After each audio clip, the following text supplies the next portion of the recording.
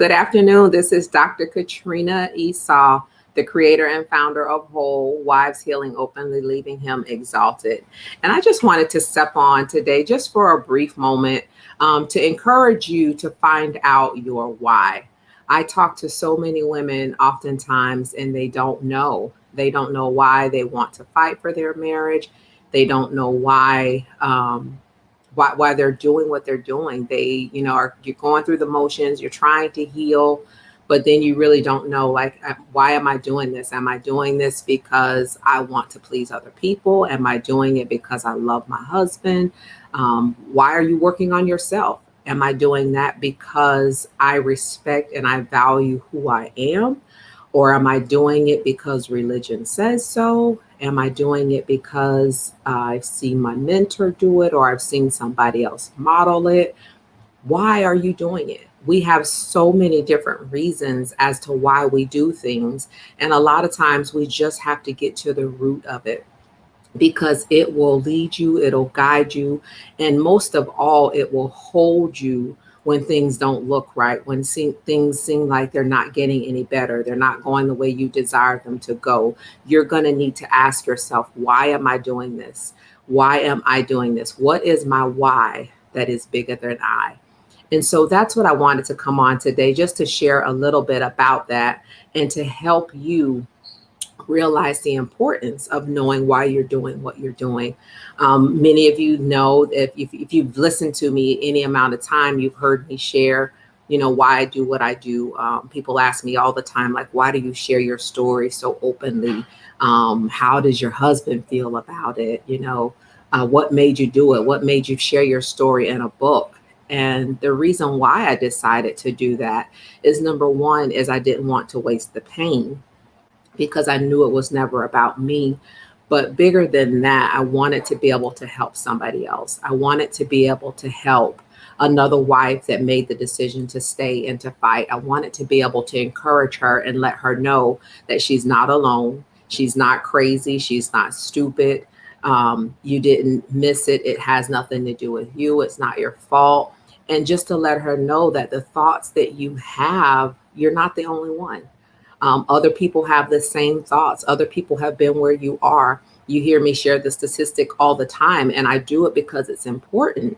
And that's that infidelity hits every 1 in 2.6 couples, I believe it is. It's important for us to know that, because when you're going through, you feel like you're the only one. You feel like nobody else knows how you feel. You feel like if I share this, they're going to judge me. And the chances are, if it's not you, it's somebody else that you know. It's a friend. Maybe it's not your story today, but maybe you've been there. I walked through infidelity 17 years ago, and it's not my story today, but I've been there. I can relate. I know what it's like. I know what the journey looks like to overcome. I know the different emotions that go with it, the different side effects, as I like to call it, to being cheated on. And so it's important to know what your why is. Not only did I want to encourage and help other wives know that they weren't alone, I wanted to please God. That's another part of my why. And then also, what really helped me to really stick and to fight for my marriage was I wanted to be able to break the generational curse. My parents divorced, my grandparents divorced, their parents divorced. So it was generational, which was something I never really thought about. But as I walked through my healing process, that's what God allowed me to see.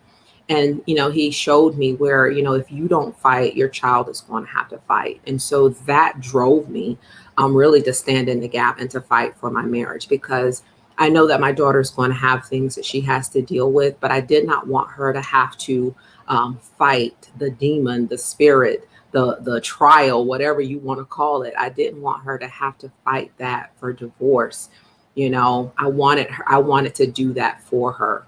And even, the thing about it is, when you make a choice and a decision to fight, the enemy will try to come up against, he even would say to me, well, even though you're fighting and your marriage was restored, she might still have to fight it. And that's true. She might still have to fight it. I don't know what the future holds for her. But what I can say is, it won't be because her mother didn't fight. It won't be because I didn't allow God to break me and to take me through the healing process. Tasha Cobb says, broken, gracefully broken. And I believe that I was gracefully broken. Going through cheating and infidelity, it was hurting. It was revelatory. It showed me who I was. It showed me I was hypocritical. It showed me that I thought I was better than my husband. It showed me how judgmental I was, because even when it all started, I would always, throw up in God's face that I go to church, I'm a tither, I'm a giver, I'm a this, I'm a that. But I was so hypocritical. And so God had to show me who I was. So he allowed me to be broken so he can heal me, though. And he wants to do the same for you. He wants to heal you. But just like he says in his word, and like he would minister to me, I can't pour new wine in old wineskins. You're going to have to deal with the you that you have buried, that you have neglected. You're going to have to deal with the you that you thought nobody else could see. You're going to have to deal with yourself. Your husband is not my problem. You are. I want to heal you, but to heal you, I got to get all the junk out. I got to show you who you are. I got to show you you're a hypocrite. You're beating him up on so many different levels, but then look at you come home, you're blessing them out and not with the things of the Lord. You're doing that, and that's ugly. That's ugly. You cheated to get back at him. That wasn't the answer. So none of us are perfect. None of us are. All have sinned and fallen short of the glory of God. So I want to encourage you to allow the breaking, to allow the process to happen. Let the process you, and find out why you're doing it. Why are you fighting? Not just for your marriage. As you know, I'm not the one to tell people to stay, to go, or anything like that. And it's not even my ministry to minister to your marriage directly per se, but it's my heart's desire to speak and to deal with a woman, to encourage the wife, because I know the emotions and the things that go along with that. I want to see you as a woman, as a wife. I want to see you healed. I want to see you whole. And the thing of it is, whether you stay or you leave, you still need to heal. Because if God restores the marriage, you don't want to bring that same broken, bitter, nasty spirit into your home to tear it down. And if you decide, or God releases you to leave, you don't want to take that into your next relationship. So it's imperative that you do the healing, that you do the work. And, so many times I see women, they start and they jump right in and, I'm going to do this and I'm going to make these requirements of my husband. And they do these different things, not knowing why they're doing it. I don't know if this is the union that you're supposed to be in. Are you trying to be your husband's mother, the mother that was absent? Are you trying to live vicariously, through him and through your relationship based upon what other people have put on you, the other expectations people have put on you? I don't know why. I don't know where the root is. But I encourage you to find that out, because the sooner you do that, you can truly heal. When you know why you're fighting, you can get in the ring and you can knock the devil out. Because there were so many times where I wanted to quit on my marriage. I wanted to give up. I didn't want to do it anymore. And it was my why that gave me the strength to keep enduring, to keep standing in the gap, even when I felt like my husband didn't want to, even when I didn't see anything happening, when I felt like this is over. I've done this, I've done that, and he's still not home. He's still not doing the work. When I wanted to quit and give up, I tried to get a divorce 3 times and something always happened. And so I know what it's like to be in that place, but it was my why. It was not wanting my daughter to fight this is what kept me going. Yes, I loved my husband, but greater than the love that I had for him, I wanted to see a change and a shift over what was released over my bloodline. I wanted to see the family dynamic changed. I wanted to model and represent, what it meant to be family to my daughter. And that doesn't mean laying dormant. That doesn't mean letting somebody walk over you, manipulate you, abuse you verbally or mentally. That doesn't mean any of that. I needed to be strong for Katrina. I needed to be a strong person. And I'm so careful to say the word strong, because so many times, we're seen as a strong woman and people don't think that we have frailties. They don't think that we have faults. They don't think that there's days where we need somebody to lift us up, to encourage us. Can you pray for me? Did the Lord put me on your mind? He's always putting other people on my mind, but did he put me on yours today? So I'm careful to say the word strong, but I really want it to be I wanted to model, and not in a Hippocratic way, to my daughter. And I wanted her to see what it takes. You have to fight sometimes. Marriage is not easy. It is not easy, and it is not for the faint at heart. You have to fight for a great marriage. People don't just end up married, 30, 40, 50 years without going through and without, putting in the work. You can't just expect that you're going to wake up and it's going to be this great, wonderful marriage that you didn't put any work into. You can't expect that of yourself. If you don't pour into you, if you don't speak life into you, if you don't invest in you, you're going to be the same person day after day. And we're supposed to go from glory to glory to glory. So you have to invest in yourself, whether that's financially, whether it's the time that you set aside to read books, to renew your mind, to develop yourself, to get coached, to get mentored, to learn how to unpack all these bad things, unhealthy habits that we've been taught, the paradigms, your mindset. You have to do the work. You have to do the work. Nobody did my work for me. I did the work, crying, snotting, I did it, and you can do it too. And so as you begin to think about why you want to heal, as you begin to think about why you want to be the best you that you can be, examine those things, don't let it be because of what somebody else necessarily told you, because that stuff will waver. But I need you to get serious about your why. I need you to know why you're fighting so hard for your own sanctity, why you're fighting so hard for you and for restoration in your home. I need you to know that without a shadow of a doubt. There can be absolutely 100% no doubt. You have to know that you know that you know that you know that you know that this is why I'm doing this. This is why I want to heal. This is why I want to forgive. This is why I want to trust again. This is why I want to walk in the newness of life. This is why. This is why. And I'm cautious to say this, but I'm going to say it. So many times we hear people say, well, I stayed in the marriage because of the children. That's not a good reason. Because it's not a good reason, because the children see the dysfunction. They see the arguments. They see the abuse. They see that mommy doesn't smile. They see that mommy stays locked up in a room. They see that mommy and daddy can never sit down and have dinner without it turning into an argument. They see how mommy talks to daddy or how daddy talks to mommy. They see these things. And so don't just stay in a relationship because you want to model, a two-parent home to your child, but know why you're staying. If you're fighting, for generational curses to be broken like I was, do the work. It's more than just staying because the child is there, because it's said, that children would rather you separate and there be happiness, that there be cohesiveness, that there be a healthy relationship than you stay and it be a bitter hellhole to come home to. So when I say that, what I'm saying is, yes, it's okay for you to make a decision with your child in mind, but don't just say, I'm going to stay for the child and then don't do the work to heal, because it's not helping the child. Chances are it's hurting the child. So if you're staying because you're family, because you want to see generational curses broken, do the work. Don't just stay. Staying isn't it. What are you doing while you stay? If you're still miserable, if there's still dysfunction, if there's still bitterness, if there's still hatred, why are you staying? Why are you staying? So just what I'm saying, and I pray that this is clear. I want to be crystal clear. If you're using your children as an excuse to stay, what work are you going to do to make sure that it's a better environment? They don't want you just to exist.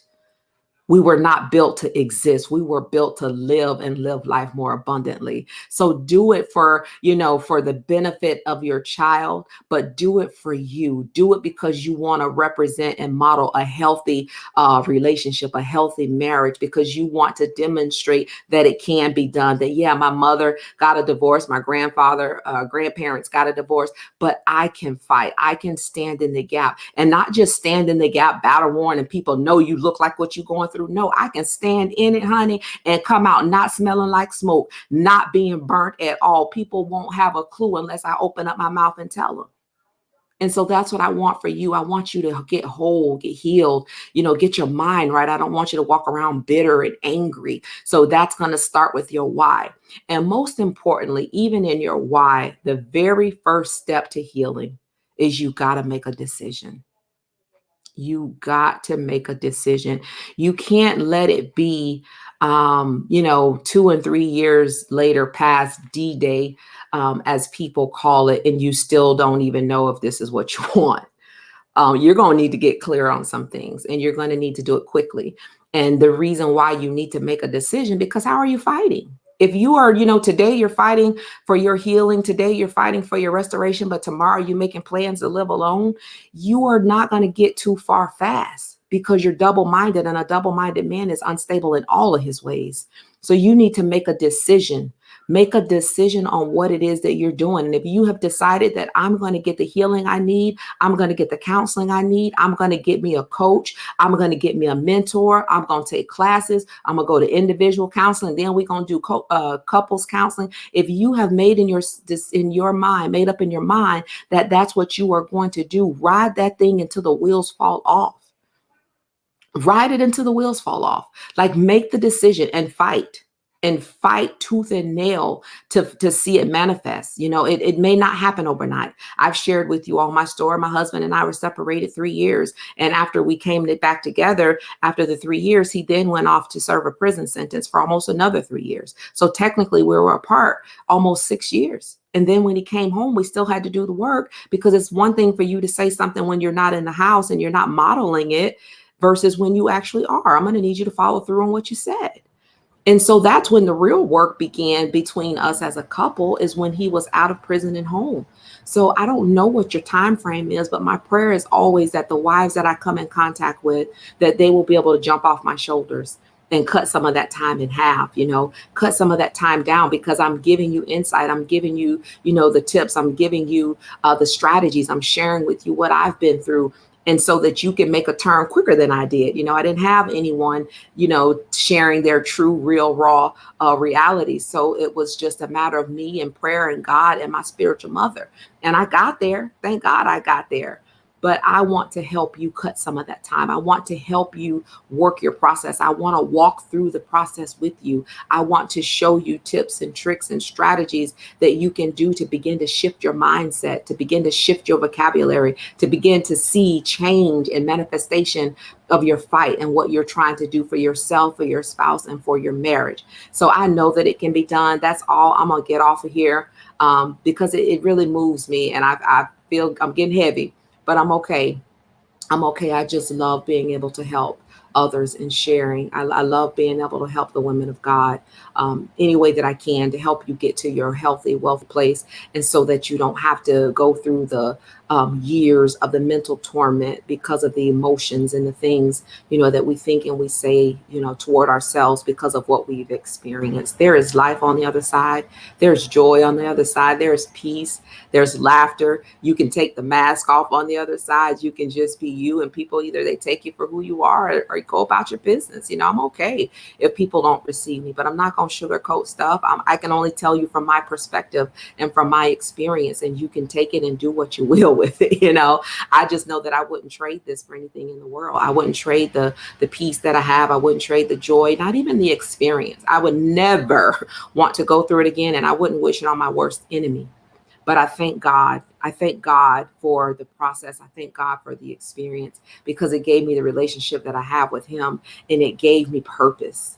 It gave me purpose. And my purpose is to help other women know that they are worthy, And I'm going to empower them one step, one day, one conversation at a time. And I'm just going to keep doing it. And I pray that those that are calibrated to my voice will hear me, and they'll follow, and they'll do. They'll take the action, they'll do the work, and they'll see the hand of God move in their lives. They'll see the hand of restoration move in a real way in their lives. So that's all I wanted to share today. Again, this is Dr. Katrina Esau. I am the creator and founder of the Whole Academy. As it shows there on the screen, you can connect with me by going to my website. I appreciate you guys. Thank you for tuning in. It means a lot to me that you guys take time out of your schedule to listen in. And that's why I try to make these, brief as I can, but I want to give you some good nuggets. I want to help you as much as I possibly can. That's my goal. That's my desire. That's my heart's desire. And that's my mission, is to help women one conversation at a time. So thank you again. I look forward to talking to you again soon. Have an awesome day.